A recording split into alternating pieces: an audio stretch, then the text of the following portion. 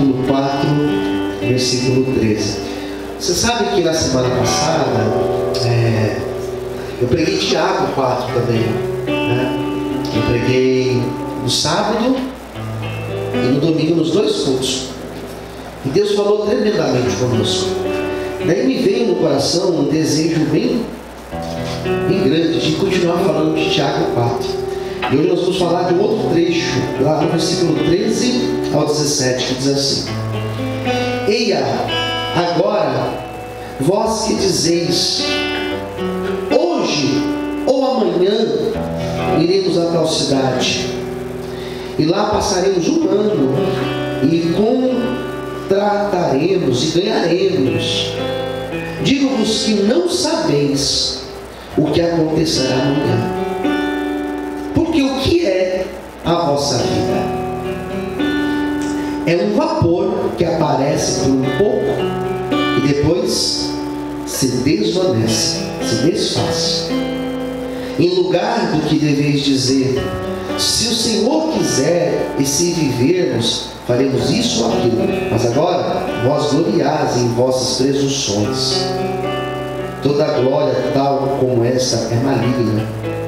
Que depois que sabe fazer o bem e não faz, comete pecado. Amém? Vamos orar. Senhor, fala conosco nesta manhã. Abençoe esse momento da palavra. Nós que estamos aqui reunidos, como também aqueles que estão assistindo esse culto, a transmissão do culto, que o Teu Espírito Santo venha falar conosco, Senhor. Nos abençoe tremendamente. Em nome de Jesus. Amém. Você pode aplaudir Jesus bem forte? Glória a Deus. É muito comum a gente começar a semana, bom, pelo menos para mim isso é comum, eu começar a semana fazendo uma organização, um planejamento da minha semana. Apesar que os meus dias, eles são bem certos, os meus dias, a verdade é essa, os meus. A minha rotina, ela é bem diversa. Tem dias que de repente eu preciso pegar o carro e ir até no Mairic, até a casa de recuperação. Tem dias que acontece isso. Tem dias que eu recebo uma ligação de uma emissora: pastor, tem como vir para cá fazer um programa, uma gravação? Tem como socorrer a gente? Isso acontece muito, muito. Então, geralmente, eu faço uma pré-organização da minha semana, mas os meus dias eles podem alterar. Eu tenho os meus compromissos fixos, né? Como cada um aqui também tem. Os meus dias que eu venho, que eu estou aqui, os dias que eu dou aula, isso não altera, né? Mas às vezes durante o dia muda. E Tiago está dizendo uma coisa bem interessante, e tem a ver com isso que eu estou dizendo para vocês. Tiago, ele começa um discurso falando sobre vaidade, e foi até o tema que eu falei na semana passada, que Deus abate o soberbo, né? Da graça ao humilde. E ele começa a falar dessa humildade que nós devemos cultivar. E ele fala dessa humildade nos nossos relacionamentos. Eu ser humilde com o meu irmão, com o meu amigo, eu ser humilde na minha casa, eu ser humilde lá no meu trabalho, eu ser humilde com as pessoas menos favorecidas. Eu faço trabalho com pessoas que estão em situação extrema, pessoas de rua, situação de rua. Ser humilde com essas pessoas, não é tratá-los com diferença. E às vezes acontece, né? O Alan está aqui, está sempre com a gente lá, e às vezes eu vou entregar uma refeição: toma aqui, seu lindo, pega aqui, né, irmão Alan? E esses dias um rapaz falou: lindo. Eu falei: pô, você é bonito, você é lindo. Não que ele fosse, né? Mas eu elogiei, falei: você é bonito, você é lindo, né? Nossa, ele ficou surpreso, porque com certeza não houve isso. A gente tem que tratar as pessoas com respeito, com carinho, independente da situação delas. Quem concorda, diga amém. Então Tiago fala disso, dessa humildade. E ele fala também dessa humildade na nossa relação com Deus. E quando ele vai falar dessa humildade que nós devemos cultivar na nossa relação com Deus, essa humildade, se na minha relação com o outro, Essa humildade se caracteriza eu tratar essa pessoa de igual forma que eu gostaria de ser tratado. Isso é humildade nas minhas relações.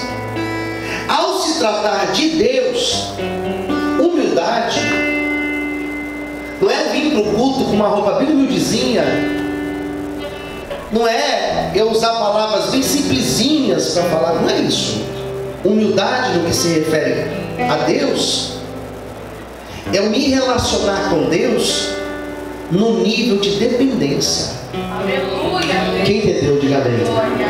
Ser humilde com o outro é tratar ele de forma igual. Ser humilde na minha relação com Deus é eu depender de Deus. Quantos aqui dependem de Deus, diga amém. É isso, é depender de Deus. E depender de Deus não é somente eu esperar que Deus faça as coisas na minha vida, mas é a minha forma de viver.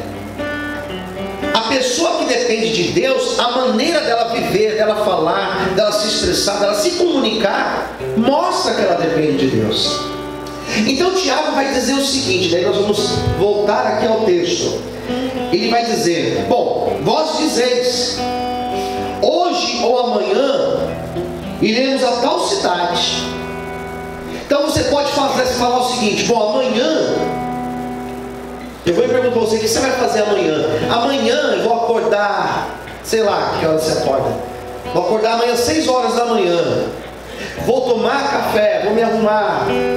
E eu vou para tal lugar, vou para o meu trabalho. A gente faz isso.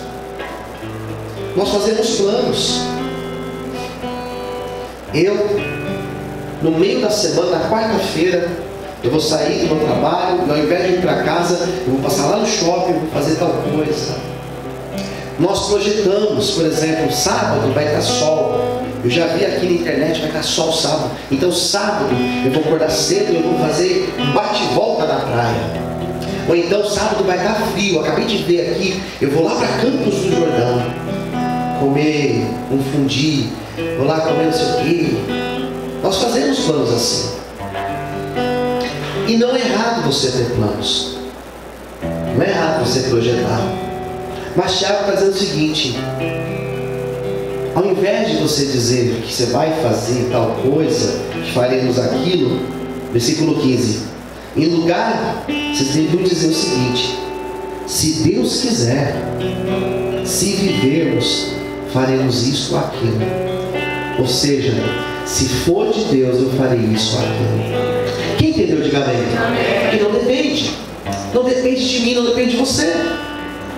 O que Tiago está dizendo é, você pode fazer planos. Você pode fazer planos. Você pode guardar dinheiro. Você pode criar uma data na tua cabeça. Quantos planos eu já fiz? Quantos planos? Eu fazia mais do que ultimamente. Ultimamente eu fiz menos, mas eu fazia muito mais. Quantas metas nós colocamos?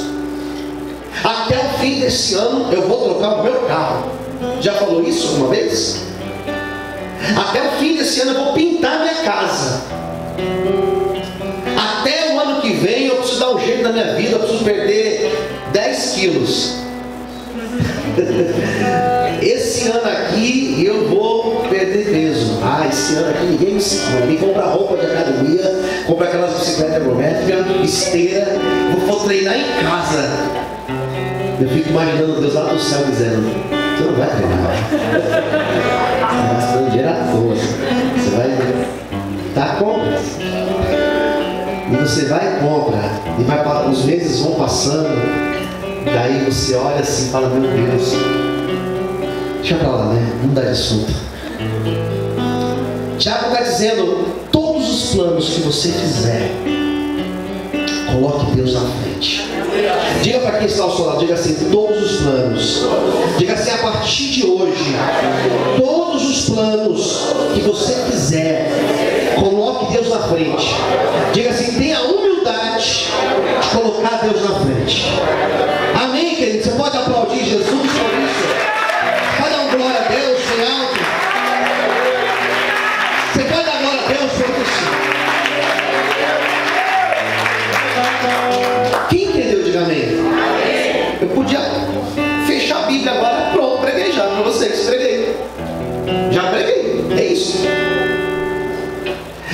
Tiago, aqui ele filosofou. Realmente, ele trouxe uma questão filosófica aqui no texto. Ele fez uma pergunta existencial. Esse dia eu estava conversando com uma pessoa, eu falei que eu tinha feito filosofia, e a pessoa falou, eu nunca gostei de filosofia. E eu nem conhecia filosofia antes de estudar, né? Só de ouvir falar. Mas a filosofia, ela trata de questões como essa. E Tiago, quando falou isso, ele falou assim, e o que é a vida? O que é a vida?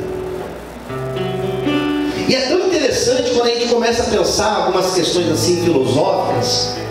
E eu sempre fui uma pessoa muito reflexiva. Meu perfil é assim, né? De pensar, de ficar quieto pensando as coisas. E Tiago fez essa pergunta, o que é a vida? E é interessante que a Bíblia, ela quando fala sobre a Bíblia, ela traz uma visão bem interessante. Ela vai dizer, por exemplo, lá no Salmo 102, versículo 11, que a nossa vida ela é curta como uma erva. Então quer dizer que eu e você somos comparados a uma erva, a um alface, por exemplo. Alface. Alface.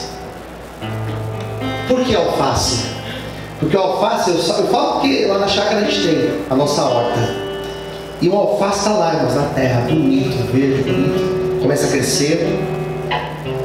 Você já viu a raiz de alface? Não é que nem uma raiz de uma árvore, porque lá também nós temos as árvores, né? Existem lugares lá que nós temos que as raízes elas começam a subir. Impressionante as raízes. Às vezes você vê uma árvore de 2 metros de altura e ela tem às vezes 2 metros de raiz para baixo. Alface não é assim. Alface você consegue arrancar com a mão. Você arranca com a mão, porque não tem raízes profundas. E você tira o alface, você coloca ele aqui no canto, é questão de horas, ele já não estará com a mesma beleza. Entendeu, irmãos? Quem entendeu, diga amém. Então o salmista, ele foi extremamente realista em dizer, nós somos como uma erva. É como um pé de alface. Você tira e daqui a pouco murcha. Enquanto ali na terra está bonito. Enquanto nós estamos em Deus, nós estamos vivos. Aleluia! Mas se Deus fizer assim, se Deus puxar, se Deus desligar, acabou a nossa vida. E toda essa estrutura, olha o meu tamanho, tudo isso daqui desaparece como um alface. Quem entendeu, diga amém. A Bíblia vai dizer ainda, eu não tenho uma outra referência, no Salmo também 102, vai dizer que a vida é como a sombra que declina. O que é a sombra? Você para o seu carro de manhã num lugar que é aberto, vou deixar na sombra o meu carro. Você para lá de manhã, quando você volta, a sombra já não está nem mais lá. A sombra já está no outro lado. O sol não se movimenta. Está aqui, daqui a pouco não está mais. A vida é assim, nós estamos aqui, daqui a pouco nós não estamos mais, irmãos. E já vai ter um outro aqui em cima do meu lugar, pregando no meu lugar, porque eu já não mais estarei aqui. Nós estamos aqui, daqui a pouco nós não estamos mais. Posso ouvir um amém, irmãos? Quem entendeu, diga amém. E tem uma outra referência que vai dizer que a vida ela é uma peregrinação. Salmo 47, 9. É uma viagem. É uma viagem. Viagem não é uma parada. Viagem é o que passa. Nós somos passageiros. Diga para o seu irmão do lado, você é passageiro. Salmo 90, versículo 9. A vida é um conto ligeiro. É uma história bem rápida que nós contamos. Acabou. 70 anos, 80 anos, 90 anos, 100 anos, viveu demais. Acabou. Deixou de existir. Então Tiago ele vai usar uma expressão de todas. A que ele usa para mim é a mais pessimista, no sentido de achar que a vida é para sempre. Olha o que Tiago vai dizer, versículo de número 14. Porque o que é a vossa vida? Olha o que ele diz: a vida, ela é um vapor que aparece por um pouco e depois se desvanece. A vida é um vapor. Diga comigo: a vida é um vapor. Você pega um café, uma xícara de café quente, está lá aquele vapor subindo. Daqui a pouco aquele vapor desfaz. A vida não é somente passageira, mas ela se desfaz com muita facilidade. Em nenhum lugar da Bíblia a vida vai ser comparada com rocha. A Bíblia não vai comparar com nenhum tipo de metal. Ela vai sempre colocar alface, um conto, uma sombra, um vapor. E é muito interessante quando nós começamos a enxergar a vida dessa maneira. Quando nós começamos a entender que nós somos passageiros, quando nós começamos a entender a finitude da vida, o que é isso? Que a vida acaba. Quando nós somos mais novos, nós achamos que nós vamos durar para sempre.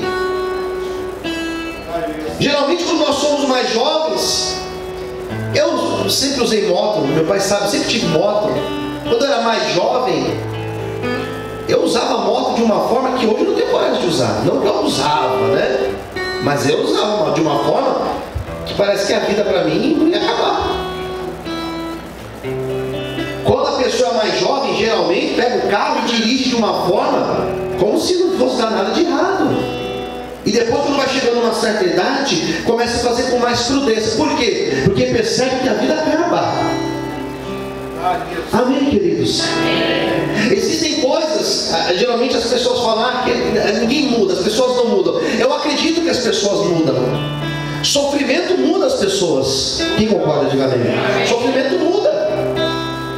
Pessoas que passaram por sofrimento na vida, que tiveram fome, que ficaram desempregadas, países que tiveram ciclone, países que tiveram terremotos, guerras, foram países que tiveram que evoluir por causa do sofrimento. Sofrimento muda. Mas também o que muda as pessoas é quando ela tem uma experiência de quase morte. A psicologia fala isso.